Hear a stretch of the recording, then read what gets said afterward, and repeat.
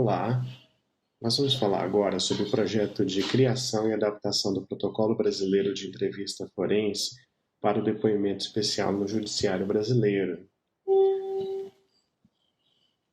A primeira coisa que é importante dizer a respeito do Protocolo Brasileiro de Entrevista Forense é que ele é fruto do reconhecimento de parcerias institucionais entre várias instituições nacionais e internacionais. Em primeiro lugar, com o Conselho Nacional de Justiça, que é o órgão do Judiciário Brasileiro que define, do ponto de vista administrativo, as regras para orientar o trabalho de todos os tribunais de justiça do país, a ONG Childhood Brasil, que é uma ONG internacional com atuação em vários países, e aqui no Brasil foi a ONG que tem há muito tempo, desde 2009, vem trabalhando com a questão da escuta protegida de crianças e adolescentes no judiciário brasileiro, e uma instituição americana que é responsável por um dos protocolos de entrevista forense mais utilizado no contexto americano e que é fruto de uma parceria entre ações de proteção e de responsabilização. Muito bem, então o Protocolo Brasileiro de Entrevista Forense, ele foi sujeito, submetido a um processo de pesquisa em que houve o envolvimento da Universidade Católica de Brasília, coordenada pelo professor Benedito Rodrigues dos Santos, à época professor daquela universidade, e hoje professor da Universidade de Brasília, da qual eu participei como colaborador e consultor técnico científico desse projeto. E no processo de criação do Protocolo Brasileiro de Entrevista Forense, houve um intenso apoio do Unicef no financiamento, né, de todo um programa de treinamento de vários profissionais do Brasil para o uso da escuta protegida do Judiciário Brasileiro e um aporte financeiro da CAPES, que é a instituição governamental brasileira que financia projetos de pesquisa. E na época em que foi feito o projeto de adaptação, em 2014, foi selecionado 3 experiências de escuta protegida no judiciário brasileiro, né? Aquelas escutas de crianças e adolescentes vítimas, conduzidas no Tribunal de Justiça do Distrito Federal em territórios aonde eu atuo, no Tribunal de Justiça do Estado do Pernambuco e no Tribunal de Justiça do Rio Grande do Sul. Naquela época, essas experiências de escuta protegida de crianças e adolescentes no judiciário eram aquelas que estavam mais consolidadas em relação aos outros estados do país. E aí, esse projeto de adaptação, ele partiu de um protocolo de entrevista forense, que foi o protocolo de entrevista do National Children's Advocacy Center, que foi aquela instituição americana que fez parte da parceria para a criação do protocolo brasileiro de entrevista forense. E aí se buscou todo um cuidado, né, de avaliação da equivalência cultural entre o processo de entrevista realizado naquele cenário, naquele contexto americano, para o nosso contexto brasileiro, tentando avaliar desde aspectos semânticos ligados à própria entrevista, né, a maneira como a entrevista era delineada enquanto uma sua estrutura, pensando também nos aspectos conceituais e pensando também nos aspectos normativos, né, sobre a maneira como ah, essa entrevista é aplicada no contexto tanto americano, lá nos centros de defesa da criança e do adolescente, aqui no Brasil, no judiciário e no sistema policial, e também ao público-alvo, né, relacionado, por exemplo, a questões, as crianças e adolescentes vítimas ou testemunhas de violência. E aí foi feito, né, um projeto de pesquisa que foi submetido a uma avaliação do Comitê de Ética da Universidade Católica, que envolveu todos aqueles procedimentos usuais de coleta do termo de consentimento livre esclarecido, onde depois a gente buscou informações demográficas, informações também documentais sobre a situação daquela criança ou adolescente vítima no processo judicial, em que haveria, né, a aplicação do protocolo que seria testado. E depois a gente fez a análise detalhada das transcrições obtidas com o uso do protocolo brasileiro de entrevista forense naquelas varas de justiça dos tribunais mencionados anteriormente. Distrito Federal, Pernambuco e Rio Grande do Sul. E aí a gente fez um delineamento em que a gente tinha o foco, né, na análise da interação entre o entrevistador e a criança. O que a gente tinha interesse em descobrir é o que o entrevistador faz na entrevista que favorece o processo de revelação da criança vítima de violência dentro de uma audiência de depoimento especial. Então, para isso, para realizar essa pesquisa, a gente selecionou os melhores entrevistadores forenses naqueles estados. A gente também fez uma seleção de pesquisadores para nos auxiliar na coleta dos dados relacionados à pesquisa. E essas pessoas passaram por um treinamento de 20 horas no protocolo de entrevista, treinamento da pesquisa. Então, para que a gente pudesse executar a pesquisa, nós selecionamos os melhores entrevistadores forenses daqueles projetos de pesquisa. Então, para a realização da pesquisa, nós fizemos a seleção dos melhores entrevistadores forenses que atuavam naqueles projetos de escuta protegida nos estados selecionados. E fizemos a seleção de pesquisadores para nos auxiliar na coleta dos dados. E essas pessoas passaram por um treinamento de 20 horas no protocolo NCAC, que é o protocolo de entrevista protegida, que é utilizado pelo National Children's Advocacy Center. E aí foram analisadas as transcrições das entrevistas forenses nesses 3 campos. Tá? Fizemos também a observação sistemática do que acontecia na sala de audiência e também tínhamos interesse em estudar as variáveis relacionadas aos casos, né, dentro dos processos judiciais. Ou seja, identificar o aspecto de gênero, ou seja, se menino ou menino, o fato de ser menino ou menina influenciava ou tinha alguma relação com a maneira como eles revelavam as situações de violência nas entrevistas. A gente também queria entender a função da idade, ou seja, se crianças mais novas ou crianças mais velhas ou adolescentes falavam de forma diferente. A gente, claro, né, tem uma expectativa de que sim. A gente queria estudar o efeito da idade na produção de narrativas sobre situações de violência e também o tipo de abuso, ou seja, se o abuso intrafamiliar ou abuso extrafamiliar tinha algum impacto na forma como a criança revelava a situação de violência. E aí, pensando no aspecto conceitual da entrevista, né, quando a gente vai fazer uma entrevista com uma criança, a gente não pode ir direto ao ponto, perguntar aquela pergunta clássica, né? Se a pessoa acusada fez aquela violência que está sendo investigada. A gente precisa, ao contrário, né, abordar o aspecto de uma maneira bem delicada, até para proteger essa criança, vendo como se a gente pudesse tratar de uma forma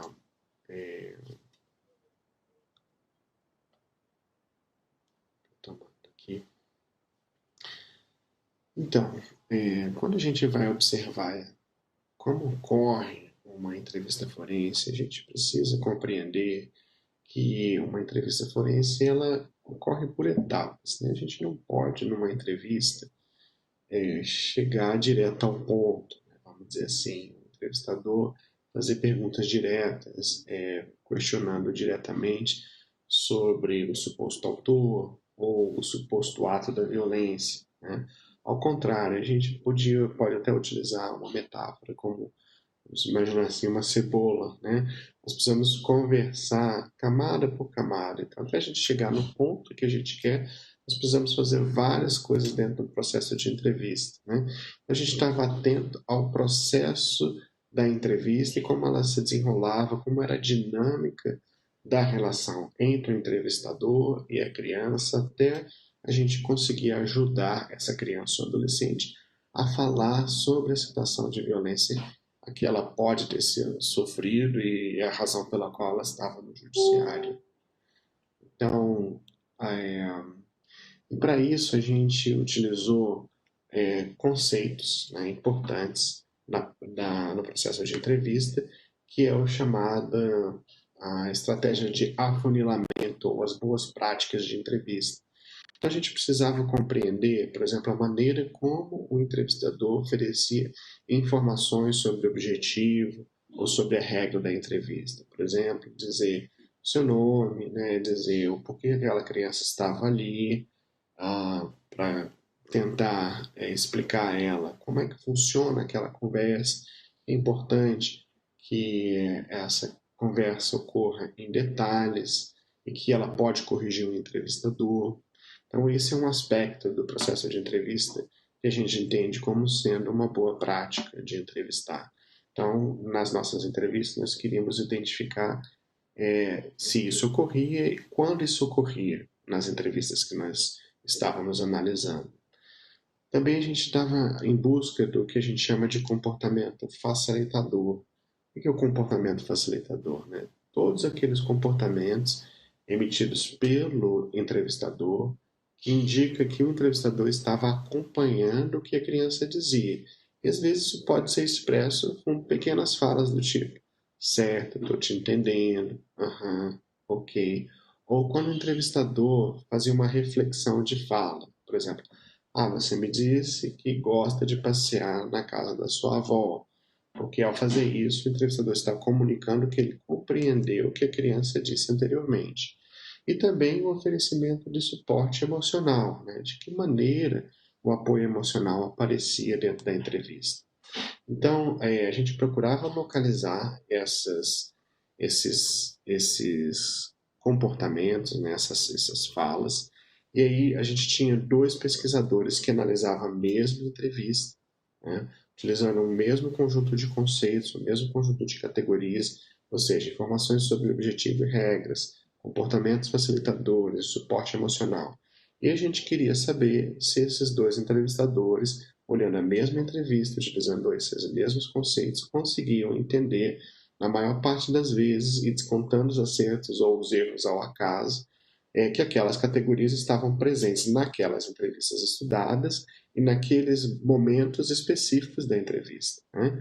E para utilizar isso, a gente vai usar uma ferramenta, uma estatística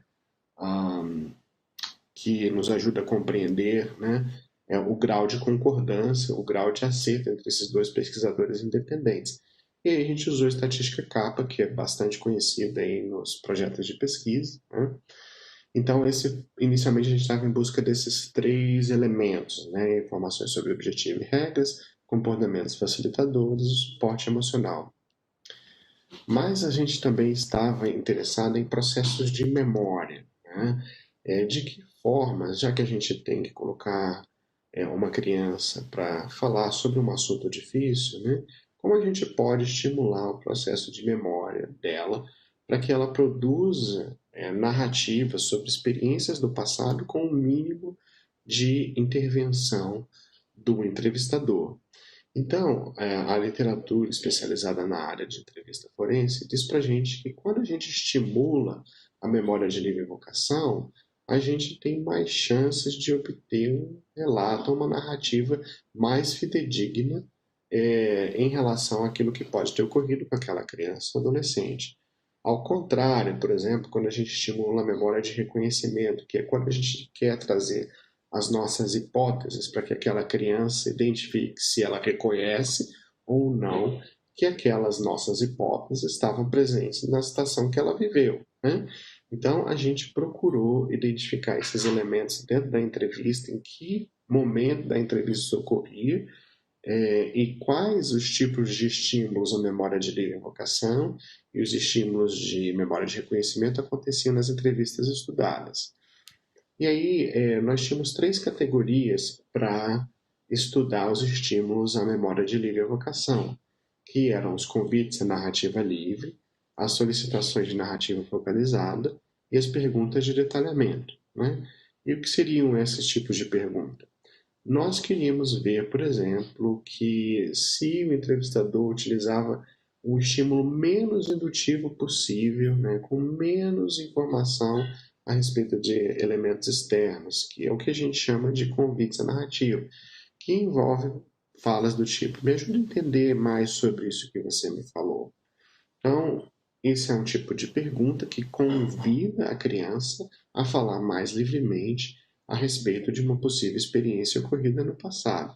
E a literatura científica mostra que esse é um tipo de intervenção ou um tipo de pergunta que é mais eficaz para produzir narrativas a respeito de situações de violações de direito. Mas a gente tem outros tipos também de estímulos à memória de livre evocação, que é, por exemplo, a solicitação de narrativa focalizada. O que é isso? É a gente fazer um isolamento, vamos dizer assim, a gente vai isolar um foco dito anteriormente pela criança a respeito de um tema que ela mencionou para afunilar ou aprofundar aquele aspecto. Né? Então, vamos dizer assim, que diante de uma pergunta mais geral, me conta sobre as coisas que você gosta de fazer. Aí a criança descreve, fala sobre um passeio no zoológico. Então, o entrevistador pode utilizar de uma solicitação de narrativa focalizada quando ele fala, por exemplo, então me conta com mais detalhes sobre o seu passeio no zoológico. De novo, a gente está solicitando, né, uma narrativa elaborada sobre aquele tema específico. E isso para assuntos neutros, né? E a gente pode também, em um momento apropriado da entrevista, focalizar um aspecto específico relacionado à experiência de violência, caso a criança tenha revelado anteriormente. E vamos dizer assim, o estímulo mais afunilado, né, das memórias de invocação são as perguntas de detalhamento, em que você está buscando informações sobre quem, o que aconteceu, onde aconteceu, e a depender das habilidades cognitivas daquela criança, saber quando algo pode ter ocorrido. Né? Então, todos esses três estímulos a gente tinha interesse em identificar dentro das entrevistas analisadas, e nós tínhamos aqueles dois pesquisadores independentes que faziam, analisando a mesma entrevista, queriam identificar onde ocorriam os convites a livre narrativo, onde ocorriam as narrativas focalizadas e onde ocorriam as perguntas de detalhamento dentro daqueles protocolos de entrevista estudados. E aí, né, a gente queria saber se esses estímulos à memória de livre evocação estavam presentes e se eles conseguiam identificar e acertar que eles estavam presentes naqueles determinados pontos da entrevista, na maior parte das vezes, e descontando os erros ou os acertos ao acaso, a gente dava com isso o índice kappa para compreender melhor se o sistema utilizado para análise da entrevista funcionava de fato. Da mesma forma, a gente também queria compreender como ocorriam os estímulos à memória de reconhecimento. Né? E o que é mesmo a memória de reconhecimento? São aqueles elementos, aqueles estímulos que o entrevistador traz para a entrevista em que ele apresenta suas hipóteses ou questões que devem ser observadas ou reconhecidas pela criança para saber se ela teve ou não aquela experiência, né? E uma forma de verificar isso são, por exemplo, olhar as perguntas de múltipla escolha. Por exemplo, perguntas do tipo: você gosta de brincar de boneca, de carrinho ou de videogame, né? Se a gente introduzir esses elementos e a criança não falou sobre eles, eu estou pedindo para ela reconhecer se ela gosta desses três elementos aí, qual deles, né? Qual dessas brincadeiras tem mais sentido com a vida dela. Isso para assuntos neutros, né? Essa pergunta, esse tipo de pergunta também é muito utilizada quando você está avaliando as questões do abuso para identificar, por exemplo, a frequência, né, do abuso. Ocorreu uma vez ou mais de uma vez? Tá? A criança tem que reconhecer na sua experiência se aquilo de fato procede na vida dela e responder de acordo. Né? Um outro exemplo são as perguntas de sim, não, ou seja, você apresenta um elemento para verificar se a criança reconhece ou não aquilo que está sendo perguntado. Por exemplo, eu posso perguntar para uma criança: você gosta de brincar de boneca? Isso é uma pergunta de sim, não, porque eu estou apresentando a minha hipótese, que eu acho que ela gosta de brincar de boneca. E aí ela pode responder que gosta ou que não gosta. Em relação à avaliação das situações de violência, esse tipo de pergunta ocorre quando o entrevistador faz perguntas do tipo: essa pessoa tocou em alguma parte do seu corpo que você não gostou? Essa é uma pergunta que traz essa hipótese. A criança pode ter que reconhecer se essa pergunta faz sentido com a experiência dela ou não, né? Uma outra forma de identificar estímulos à memória de reconhecimento nas entrevistas são as perguntas dirigidas pela alegação, que são aquelas perguntas em que o entrevistador utiliza informações externas à entrevista para identificar se a criança reconhece ou não essa situação, para ajudar no processo de entrevista, especialmente com aquelas crianças pequenas, né, em que,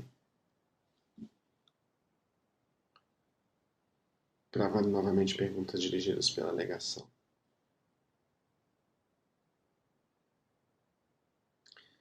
Então, uma outra forma de identificar estímulos à memória de reconhecimento são as perguntas dirigidas pela.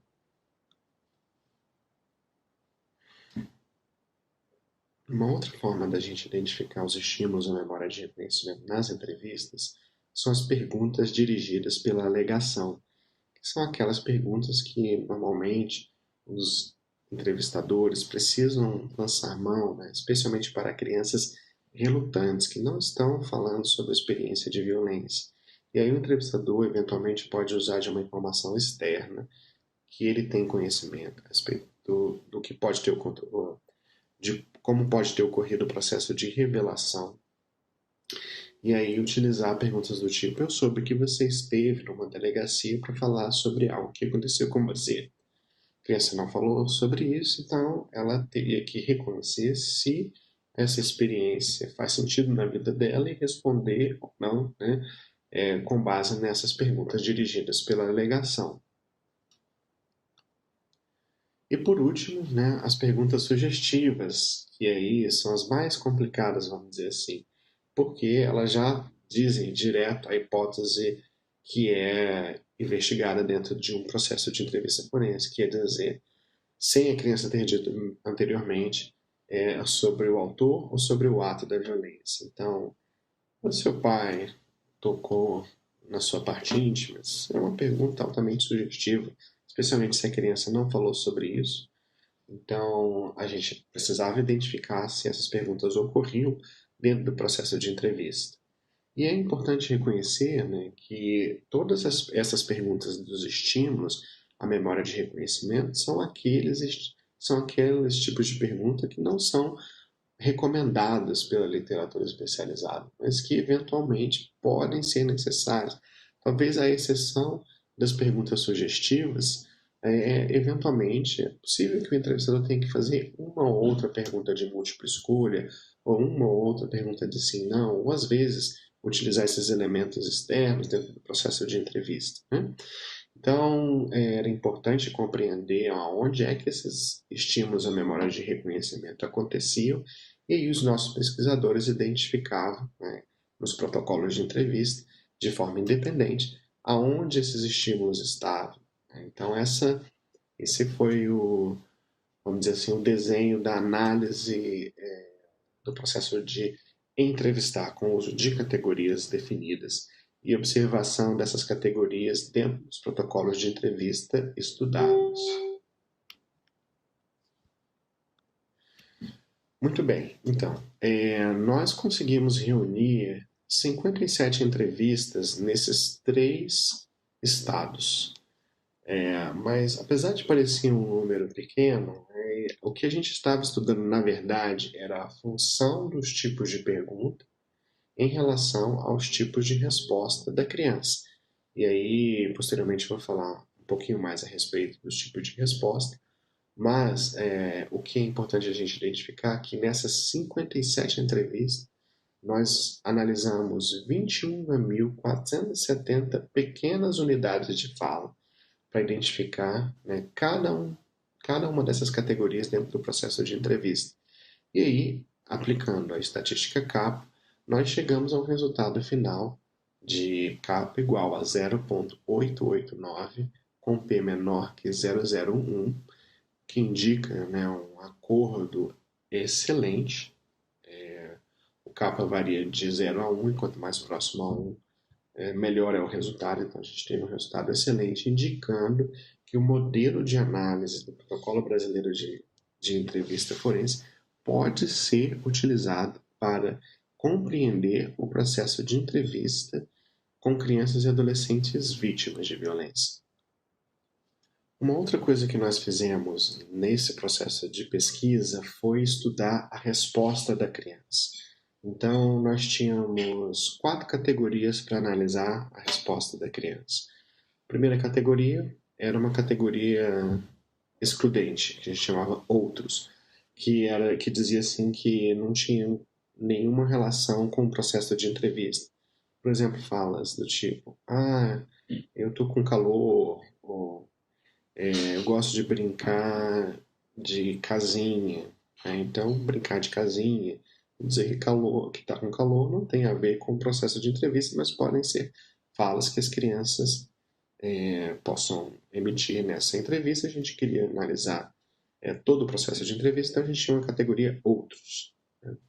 Uma outra categoria importante que a gente tinha é a categoria sobre fatos da vida. A gente queria identificar se a criança revelava situações ligadas aos fatos da vida dela. Se ela falava com quem ela morava, onde ela morava, como é que era na escola dela, elementos, vamos dizer assim, saudáveis, normais, ligados à interação que a criança tem no seu ambiente, na sua família, na sua comunidade. Nós também queríamos identificar se a criança falava sobre outras experiências de violência, por exemplo, experiências de negligência. Então, falas do tipo: eu ficava muito sozinha, ninguém me dava atenção na minha casa, né? Então, podendo identificar, por exemplo, uma negligência, ou eu apanhava muito na minha casa. Então, possivelmente uma experiência de violência física. Então, a gente tinha uma categoria outras situações de violência. E também as respostas de violência sexual, uma outra categoria que a gente tinha. Então, todas as falas relacionadas a experiências de violência sexual a gente analisava. E o que a gente queria saber com isso? Eu queria verificar o que o entrevistador fazia que gerava, possivelmente, uma dessas 4 respostas da criança. Né?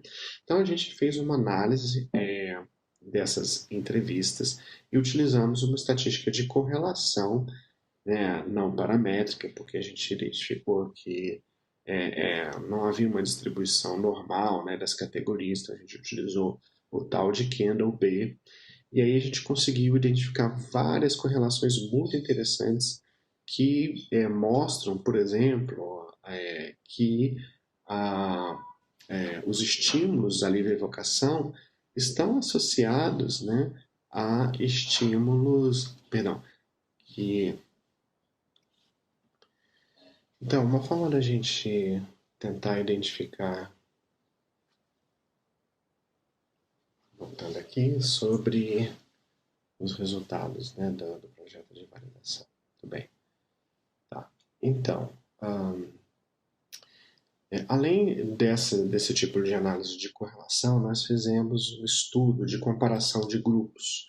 Então os pesquisadores identificaram 2 grupos de crianças, aquelas que revelavam situações de violência de uma forma clara, né, bem explícita, e aquelas que não revelaram. Então, a gente trabalhou com grupos diferentes.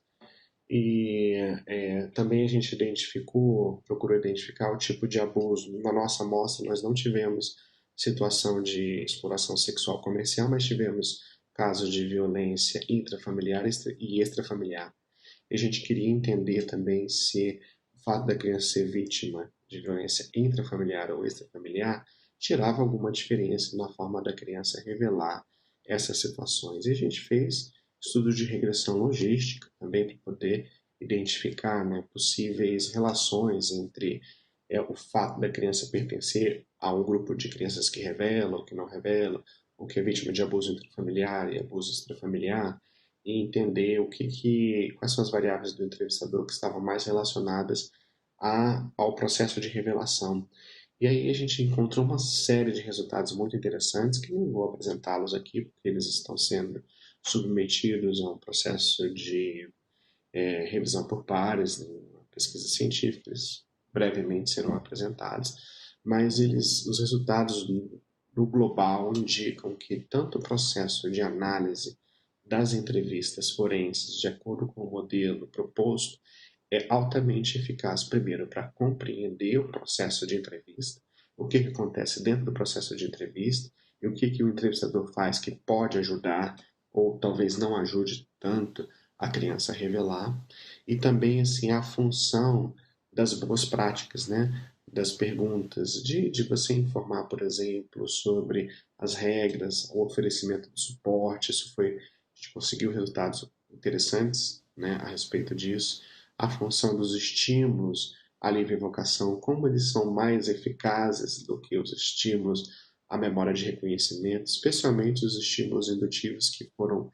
altamente negativos, né, e estavam relacionados de forma muito clara, né, com a ausência de revelação. Então mostra, né, que a gente precisa ter muita cautela e muito cuidado com o processo de entrevista. E hoje nós temos tanto um protocolo de entrevista forense que foi alvo assim de um processo de validação muito cuidadoso, como também uma ferramenta de análise aqui no Brasil, em que os profissionais podem fazer uso para fazer análise de suas próprias entrevistas, para compreender como o seu trabalho está afetando, vamos dizer assim, o processo de revelação ou de não revelação, e como está a adesão desse entrevistador nas melhores práticas de entrevista. Então, era isso que eu gostaria de compartilhar, um pouco sobre como foi esse processo de validação, e em breve a gente estará divulgando os resultados desse projeto de pesquisa. Muito obrigado a todos e a todas.